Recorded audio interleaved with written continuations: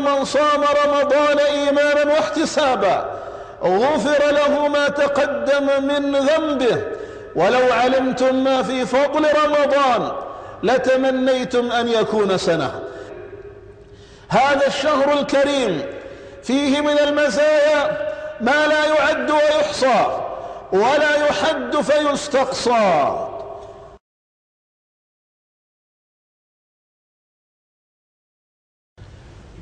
بسم الله الرحمن الرحيم.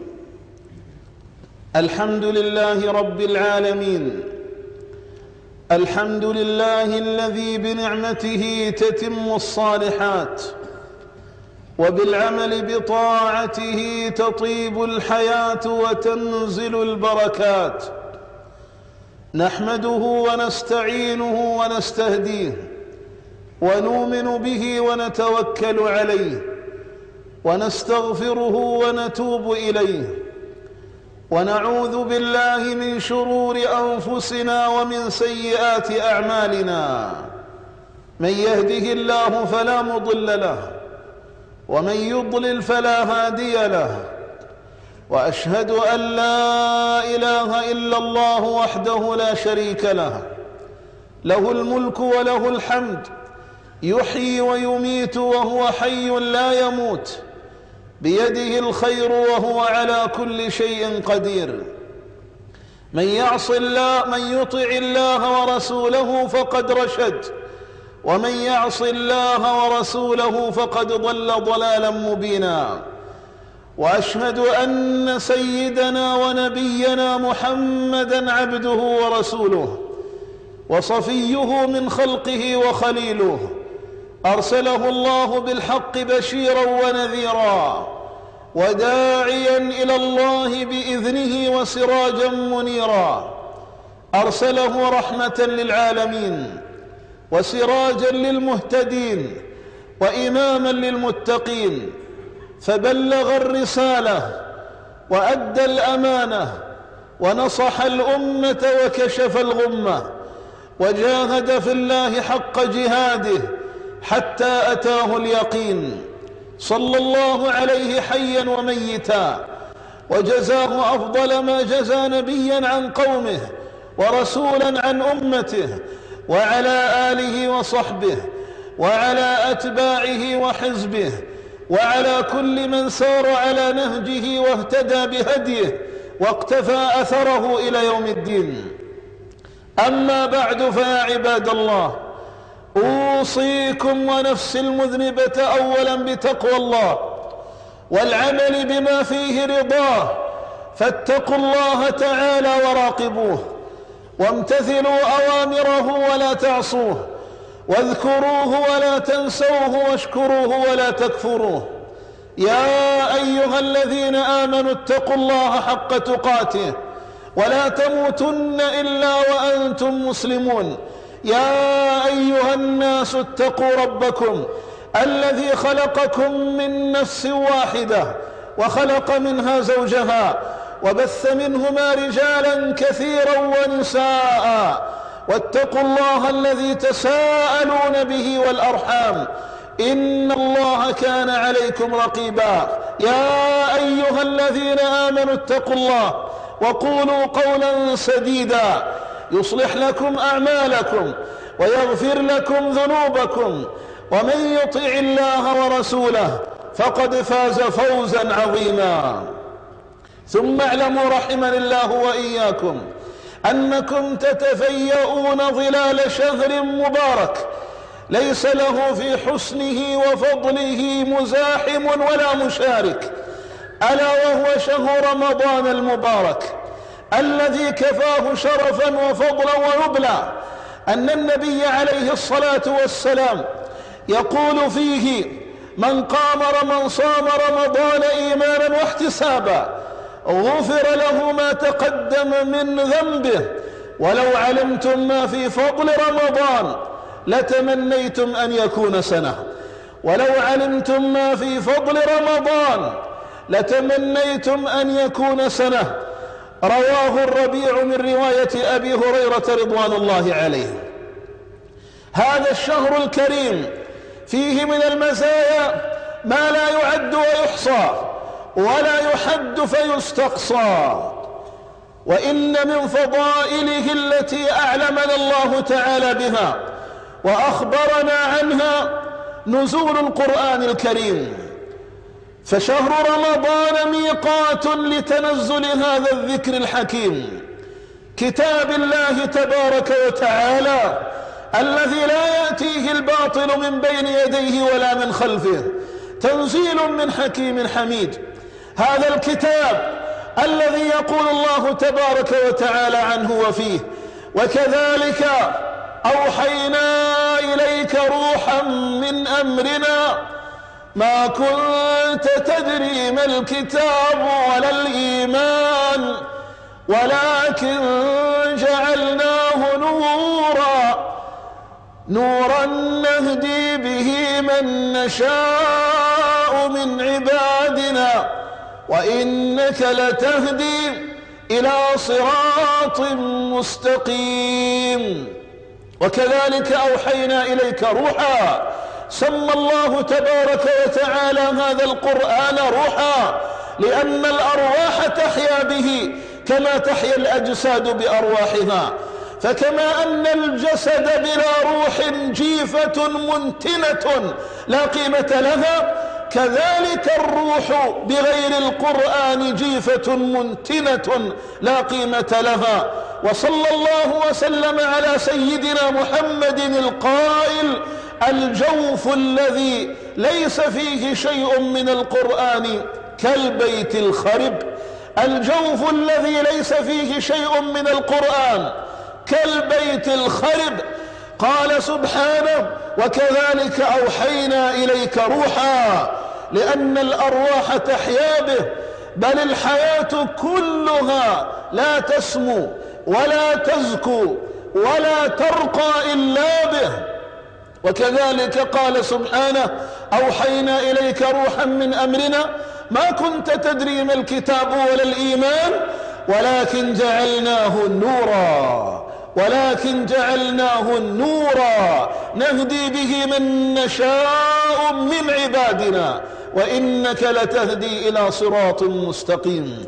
فسمى الله تعالى القرآن نورا، فالناس بدون هذا الضياء والنور يتخبطون ويتلبطون في يهماء مدلهمة وفي ظلماء مكفهرة.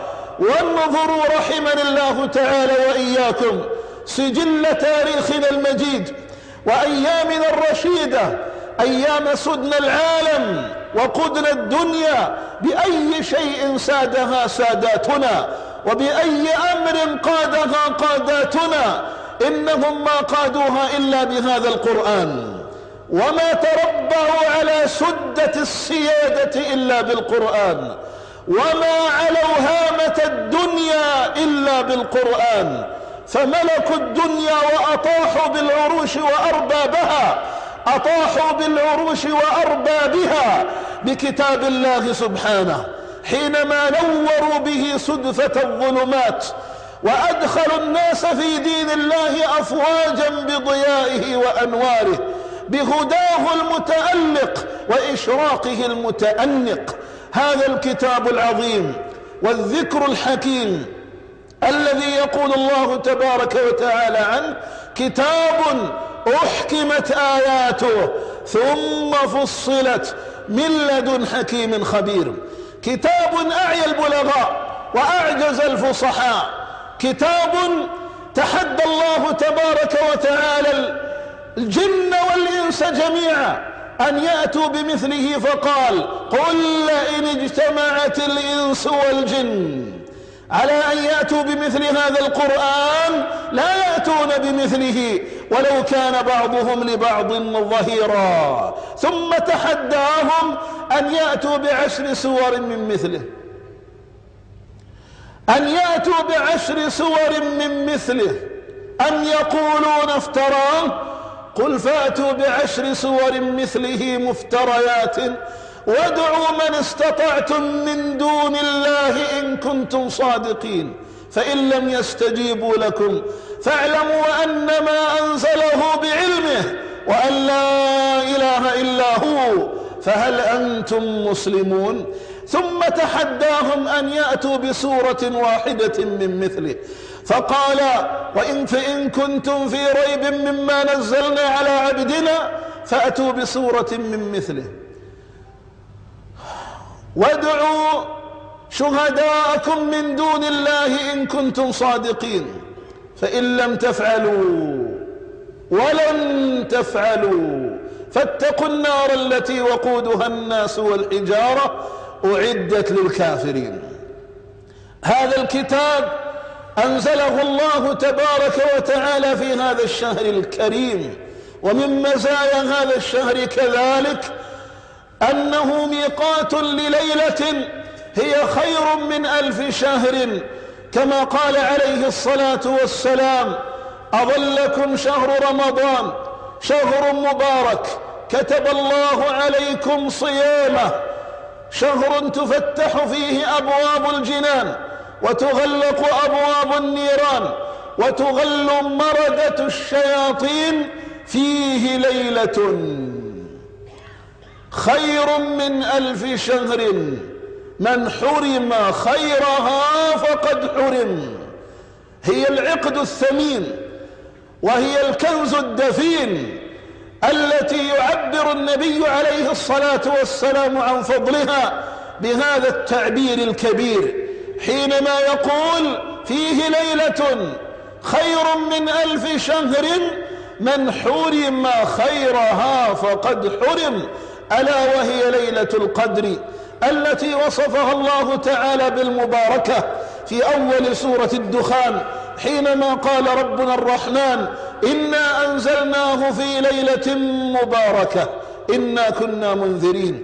في ليلة مباركة إنا كنا منذرين فيها يفرق كل أمر حكيم.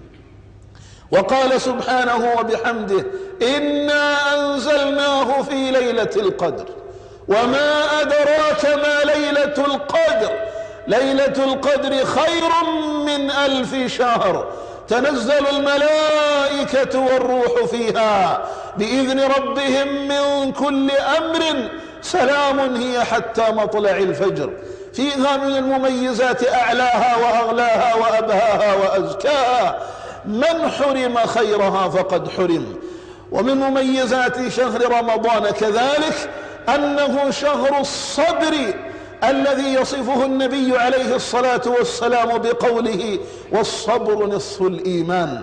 وكفى الصابرين ذخرا وعند ربهم فخرا أنهم ينادون وهم في فراديس جنانهم: سلام عليكم بما صبرتم فنعم عقبى الدار. بل دخولهم في جنان الله من علاته وحيثياته أنهم كانوا صابرين. قال سبحانه: إنما يوفى الصابرون أجرهم بغير حساب. إنما يوفى الصابرون أجرهم بغير حساب، سلام عليكم بما صبرتم فنعم عقبى الدار. فمن صام فقد أحرز نصف الإيمان، لأن الصوم صبر عن الملذات والمطاعم والمشارب والكثير من المألوفات التي عهدها الإنسان واعتادها. هذه لمع من فضائل هذا الشهر الكريم، مع أن فضائله كما قلت لا تحد فتحصى ولا تعد فتستقصى. فليذكر الإنسان ربه وليشكره على أن بلغه هذه النفحة الكريمة المباركة. نفعني الله وإياكم بهدي كتابه.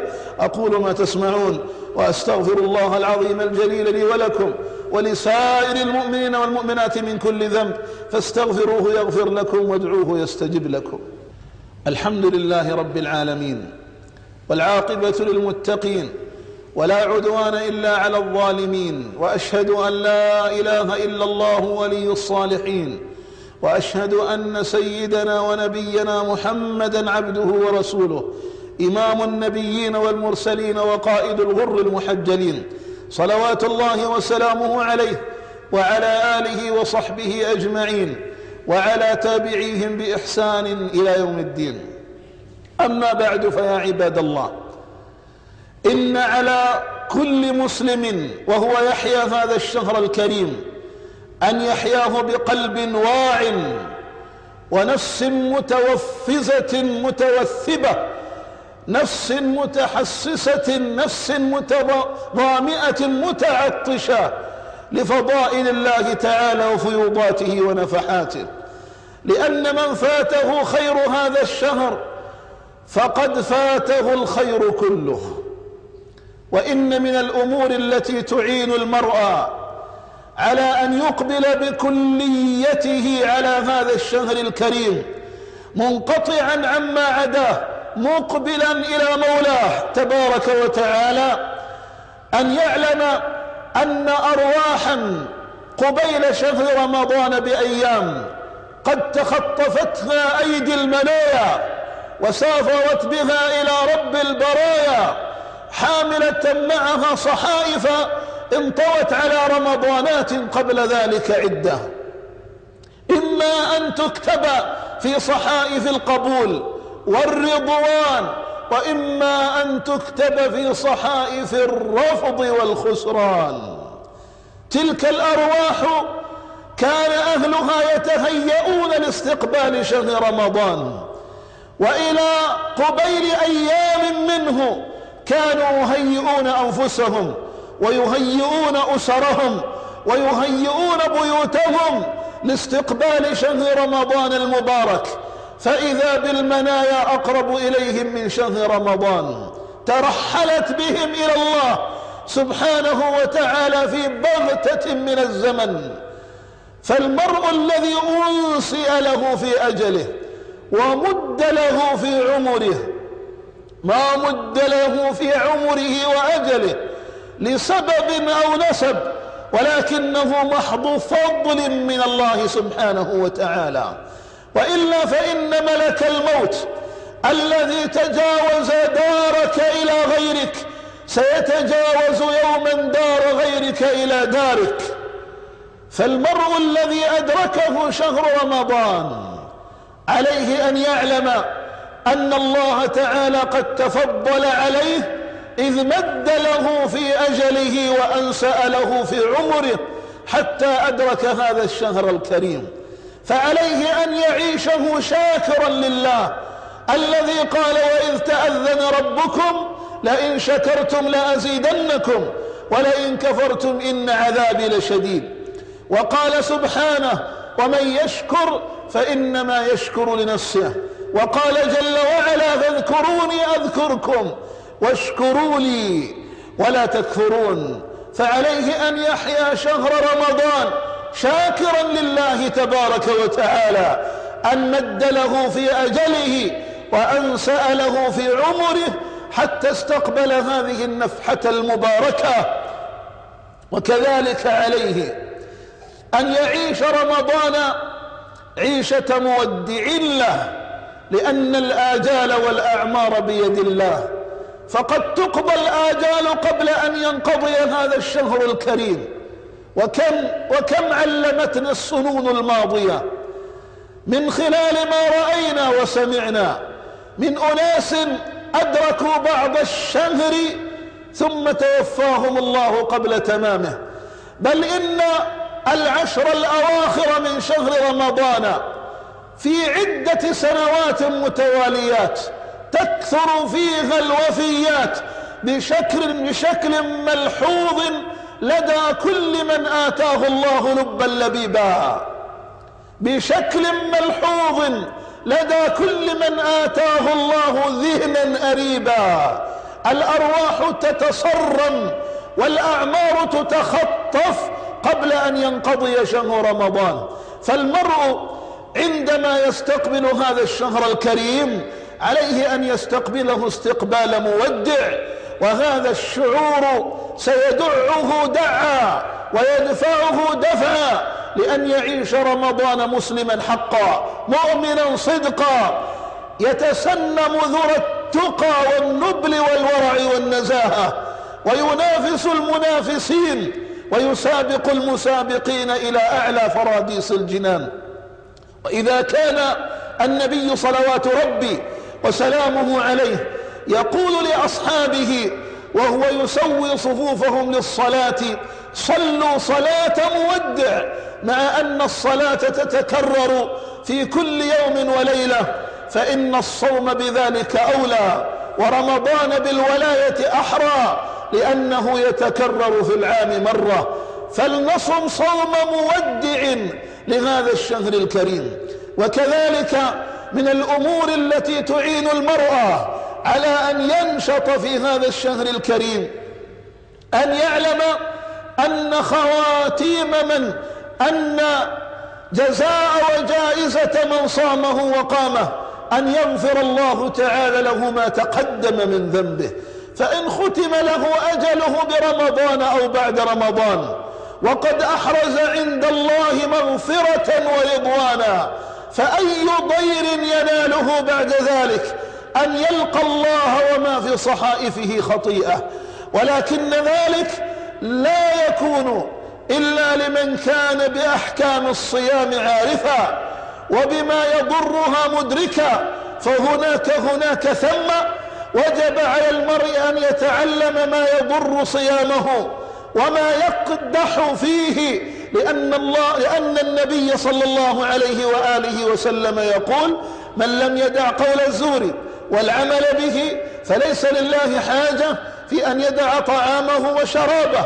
ويقول كذلك: رب صائم لا حظ له من صيامه إلا الجوع والعطش، ورب قائم لا حظ له من قيامه إلا التعب والسهر.